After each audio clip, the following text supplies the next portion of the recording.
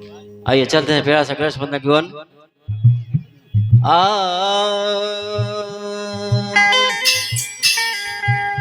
अरे रिद्धि सिद्धि के सैया जी, अरे आज सभा में आई ना, सभा में आके मंगल बरसाई ना। अरे रिद्धि सिद्धि के सैया जी सभा बीच आई ना, सभा में आके मंगल बरसाई ना।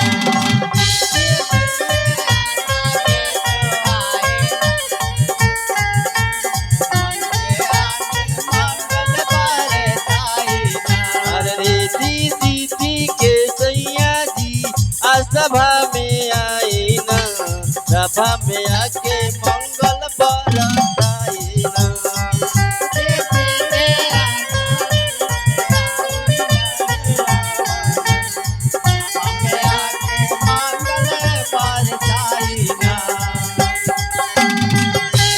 पहले भेजा बतानी ने बता, सबका से पहले सबका से पहले भेजा बतानी ने बता, गणेश जी पार है सकल ही देवता, गणेश जी पार है सकल ही देवता। कार्तिकी भाई पार्वती माई, कार्तिकी भाई पार्वती माई, तनी पिता महेश के लिया दोनों, लिया दोनों, लिया दोनों। सिद्धि के सैया जी आज सभा में आई ना, सभा में आके मंगल बरसाई ना।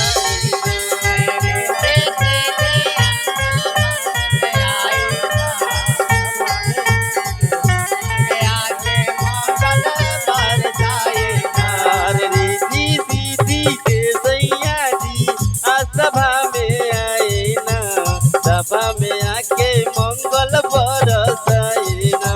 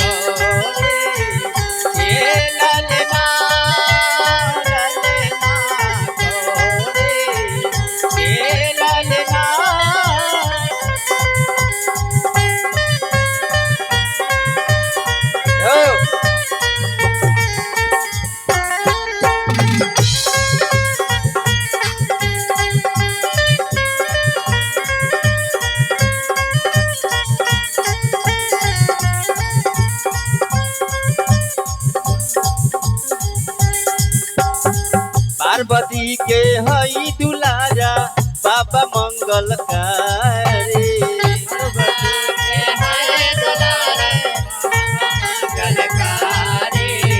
परता पूजा लक्ष्मी के संगे करे दुनिया सारी।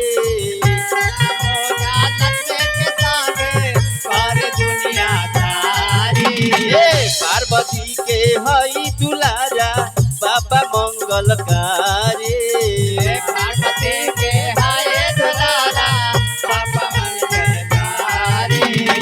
परता पूजा लक्ष्मी के संगे करे दुनिया सारे।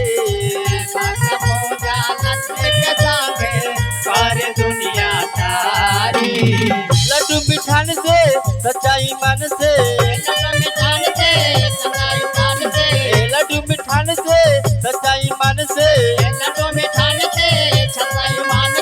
आबे में देर न लगाई ना, लगाई ना। सिद्धि सिद्धि के सैया जी आज सभा में आए ना,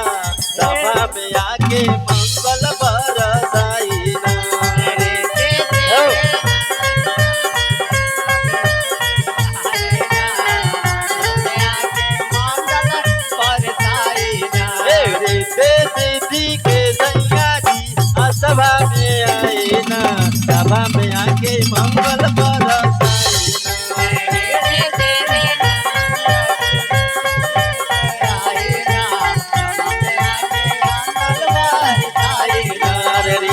दीदी के सैया जी सभा में आए ना सभा में आके मंगल बरसाए ना